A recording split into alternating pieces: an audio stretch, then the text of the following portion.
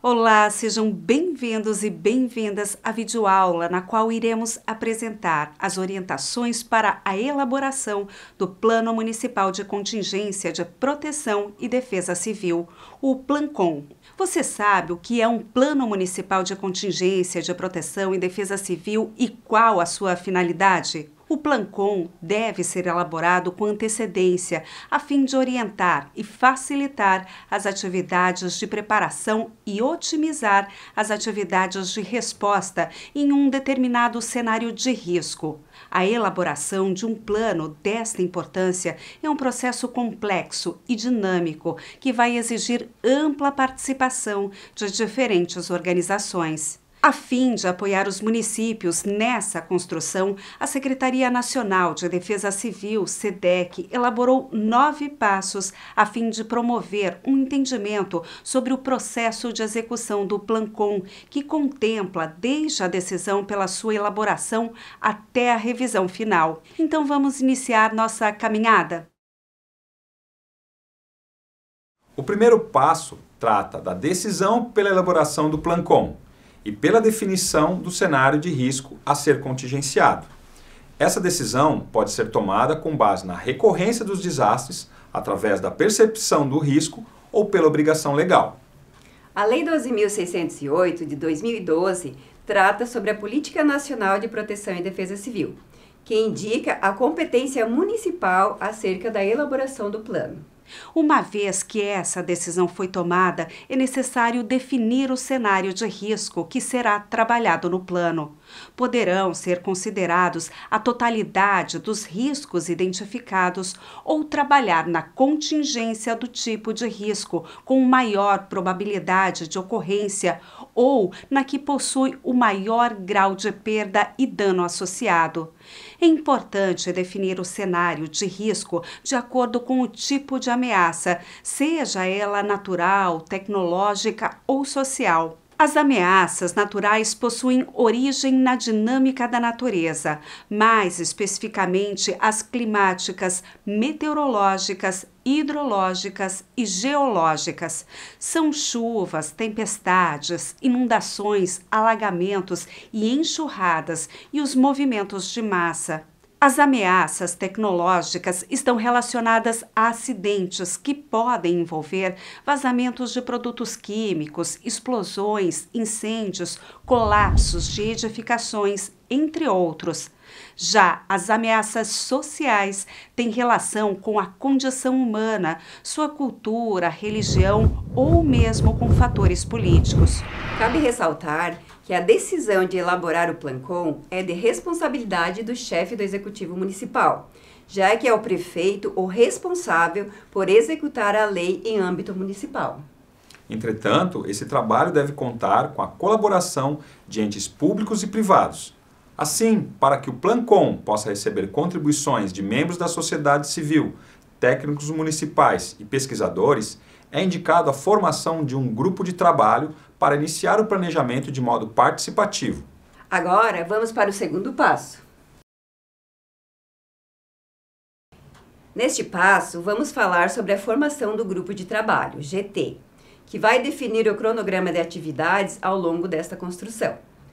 Para formar o GT, devem ser considerados os atores que atuam na emergência, levando em conta o cenário de risco que será trabalhado. Vamos observar as atividades que são demandadas em situação de resposta.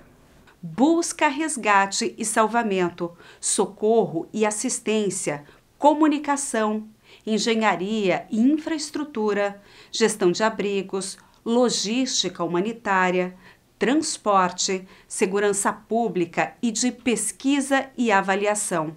Como algumas dessas atividades são missões específicas de uma instituição, ao passo que outras são realizadas por diversos órgãos em diferentes níveis de governo, é importante contar com a participação de todas as entidades que atuam no município, seja ela de atuação municipal, regional, estadual ou federal. Na composição do GT, se orienta que cada instituição indique um membro titular e outro suplente. Estes representantes também irão definir o cronograma de atividades com os responsáveis, metas e prazos para a confecção e validade do Plancon. Também poderão compor o Grupo de Ações Coordenadas do município, ou seja, o GRAC municipal, grupo que deve atuar nas ações de preparação e no gerenciamento de um desastre. A fim de acionar o GRAC de modo rápido e adequado ao tipo e intensidade de um desastre, deve ser elaborado um plano de chamada. Basicamente, é um quadro contendo o nome da instituição, nome do representante, o cargo, o endereço e contatos de e-mail e WhatsApp, por exemplo. O plano de chamada é acionado quando os representantes precisam ser localizados para compor um gabinete de crise em situação de resposta. Este plano de chamada é o primeiro produto do Plancon. Agora podemos caminhar para o terceiro passo. Neste passo, o GT deve analisar o cenário ou os cenários de risco, definidos no primeiro passo. Para esta análise, devem ser pesquisados dados históricos sobre os desastres que atingiram o município, a fim de avaliar sua recorrência e magnitude. Essas informações podem ser adquiridas junto à Defesa Civil, Corpo de Bombeiro, Polícia Militar, entrevista com moradores mais antigos, pesquisas em notícias e jornais, consultas no Sistema Integrado de Informações de Desastres, S2ID. Também é preciso definir a territorialidade do plano e avaliar as vulnerabilidades dos seus ocupantes. Este levantamento será importante para definir os níveis de criticidade, equipes de atendimento e protocolos de ativação. Como estratégia de promoção de autoproteção, a Defesa Civil de Santa Catarina disponibiliza orientações para a criação do Plano de Emergência Familiar, PLAF, para que as famílias estejam preparadas para situações de emergências. A tipologia e as construções instaladas no cenário de risco também podem ser avaliadas. É preciso analisar e definir quais delas poderão ser usadas como recurso ou que, na verdade, se tratam de instalações inseridas em áreas de risco. É necessário também definir os padrões de normalidade em cada cenário analisado para indicar os limiares críticos a fim de monitorar sua evolução. Pois quando os padrões de anormalidade forem atingidos, serão necessários ativar protocolos de atuação pré-estabelecidos e acionar tomadores de decisão em cada nível. O cenário de risco é o segundo produto do Plancon. Agora podemos caminhar para o quarto passo da nossa jornada. Neste passo, vamos definir as ações e procedimentos do plano. Finalizada a avaliação do cenário de risco, é a hora de começar a construir o documento formal do Plancon. Vamos levantar recursos, definir ações de monitoramento, sistemas de avisos, alertas e alarmes e estabelecer protocolos de atuação. Para cada cenário de risco identificado, devem ser consideradas atribuições ou tarefas, ou seja, o que fazer, critérios de ativação do plano, quando fazer, responsáveis, quem faz e, finalmente, recursos com o que fazer. Esses critérios devem ser considerados desde a ativação até o encerramento da situação crítica, avaliando os recursos humanos, materiais, financeiros e tecnológicos, disponíveis no local conforme o planejamento. Devem ser considerados como recursos humanos todo o pessoal administrativo e técnico, e como recursos materiais as instalações, veículos e viaturas, além de equipamentos e ferramentas. EPIs, materiais de sinalização e segurança, vestuários adequados e outros itens necessários para cada função. Outro destaque importante é que os recursos devem ser levantados em sua totalidade, pois a definição da mobilização, emprego e desmobilização destes estará a cargo do gabinete de crise montado para o gerenciamento do desastre. As atividades de monitoramento visam buscar e interpretar dados e informações coletadas por sensores e equipamentos que são analisadas buscando antever condições com risco de desastre para emitir avisos e alertas. O monitoramento preventivo inicia na fase de pré-impacto, no intervalo entre o pronunciamento e o impacto do desastre. Durante a ocorrência do desastre, continua para o planejamento das ações de resposta e, após o evento, os dados do monitoramento são utilizados para caracterizar a decretação de situação de emergência ou de estado de calamidade pública, quando for o caso. As ações de monitoramento serão determinadas de acordo com a definição dos limiares críticos, ou seja, quando a situação deixa a condição de normalidade e passa a exigir atenção e a atuação das entidades. Cada limiar determina um nível de mobilização. Observe, no nível de normalidade, os limiares críticos se encontram dentro dos padrões de segurança. As ações estão voltadas ao monitoramento de rotina e às ações de prevenção. No nível de observação, os padrões se encontram um pouco mais acima do nível de segurança, mas podem ser corrigidos ou suportados com recursos locais e equipes regulares.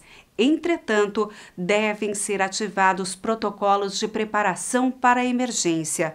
No nível de atenção, os padrões se encontram fora do nível de segurança estabelecido e com cenário prospectado de agravamento da situação, havendo a necessidade de organizar ações integradas para uma efetiva resposta. No nível de emergência, os padrões de segurança estão muito além da normalidade estabelecida e da prospecção de cenário duradouro da situação, onde há necessidade de estabelecimento de operações de resposta complexas e integradas. Onde a situação foge do controle e da capacidade de resposta, se considera que foi atingido o nível de calamidade, no qual todo o apoio disponibilizado se torna necessário. Após serem definidas as ações de monitoramento e os limiares críticos, é hora de discutir como serão acionados e emitidos os avisos, alertas e alarmes. Os níveis dos avisos seguem uma matriz de risco que considera a proximidade e a severidade do evento. Quanto mais severo e mais próximo, maior o nível do aviso. A Defesa Civil de Santa Catarina atua com 3 níveis de avisos, de acordo com uma matriz de risco. Observação, severidade moderada, perigo para algumas atividades. Atenção, severidade alta, perigo para diversas atividades. Aviso especial, severidade muito alta, grande perigo para todas as atividades. Diferente do aviso, o alerta é uma notificação para comunicar situações onde há risco iminente. Já o alarme é usado para situações prestes ao impacto do desastre. Qualquer ferramenta pode ser usada como alarme, como, por exemplo, carros de som, sinos de igreja, rádios locais, sirenes de viatura, enfim, o que estiver à mão com o objetivo de salvar vidas. A Defesa Civil de Santa Catarina possui um serviço de monitoramento 24 horas responsável pela emissão de avisos e alertas à população através de serviço gratuito. Para que o cidadão receba os avisos e alertas da DCSC emitidos no seu celular, é necessário que ele envie uma mensagem de SMS para o número 40199, informando apenas o CEP da localidade para a qual deseja receber os avisos. Os avisos e alertas também são disponibilizados nas redes sociais da Defesa Civil, no Instagram, Facebook, YouTube e Twitter. Cada cenário de risco irá determinar diferentes limiares críticos e, consequentemente, outros níveis de mobilização. Em um cenário de risco hidrológico a respeito de um rio que corre no município, o nível normal seria considerado até o limite do extravasamento de seu leito, no nível amarelo. Já com seu transbordamento causando alguns problemas, como dificuldade no trânsito e inundação em moradias lindeiras, ações de emergência locais seriam demandadas e suficientes. Ao passo que, em um cenário com grande inundação, haveriam ocorrências de alagamentos e enxurradas em vários pontos e, portanto, ações integradas com a atuação de múltiplas agências seria necessário para o retorno da normalidade, além do constante monitoramento da chuva e do escoamento do rio. Entretanto, caso o cenário de risco trabalhado for a respeito de ameaças tecnológicas, os critérios de monitoramento e deflagração de atuação e, consequentemente, as agências atuantes seriam modificados substancialmente. Portanto, para cada cenário, os critérios são diferentes. Uma vez definido o cenário ou cenários de risco, os mesmos constarão no plano, cada um com seu sistema de monitoramento e plano de chamada. Agora é necessário estabelecer o protocolo de ativação do PLAN-COM. Para isso, deve ser considerado para seu acionamento a indicação de quando os limiares críticos estiverem sendo alcançados ou quando os avisos e alertas indicarem a proximidade de uma situação mais grave. Acionar o plano de chamada, definir o local onde será montado o gabinete de crise, definir a agência líder conforme o nível e tipo de crise, definir a instalação do posto de comando próximo à área afetada, definir as ações prioritárias de resposta e como a comunidade será acionada ou evacuada conforme o caso. Para a gestão da crise, a Defesa Civil do Estado indica a utilização do Sistema de Comando de Operações, SCO. O SCO é uma ferramenta que indica, entre outras ações, a definição dos responsáveis e ciclos operacionais. Para entender o funcionamento dessa metodologia e obter maiores informações, se encontra disponível no módulo de ensino à distância da Defesa Civil de Santa Catarina uma capacitação que pode ser acessada através do ambiente virtual de aprendizagem da Defesa Civil de Santa Catarina. O PLAN-COM será desmobilizado assim que forem constatadas as condições de retorno à situação de normalidade, caracterizada nos cenários de risco previstos. Como no decorrer deste passo foram mapeados os recursos e seus responsáveis, temos em mãos o protocolo de ativação do PLAN-COM, que é o terceiro produto do Plano Municipal de Contingência. E com a definição dos limiares, sistemas de monitoramento e alerta, os protocolos de mobilização, temos o quarto e último produto do PLAN-COM, que é o Plano de Ação de Emergência.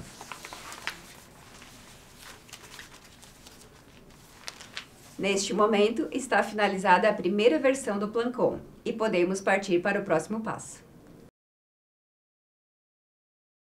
Neste passo, vamos falar sobre as estratégias de disponibilização do plano a fim de receber contribuições da sociedade em geral.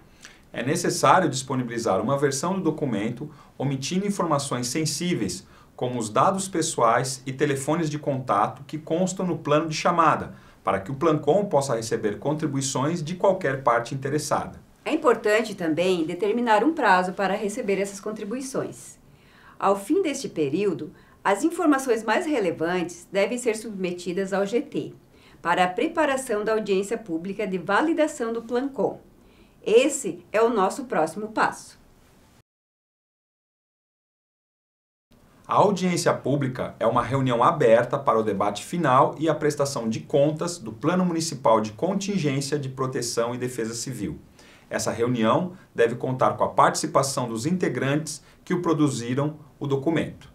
Essa ação é prevista na Lei Federal número 12.608 de 2012, onde no artigo 22, parágrafo 6º, define: O Plano de Contingência de Proteção e Defesa Civil será elaborado no prazo de 1 ano, sendo submetido à avaliação e prestação de contas anual, por meio de audiência pública com ampla divulgação.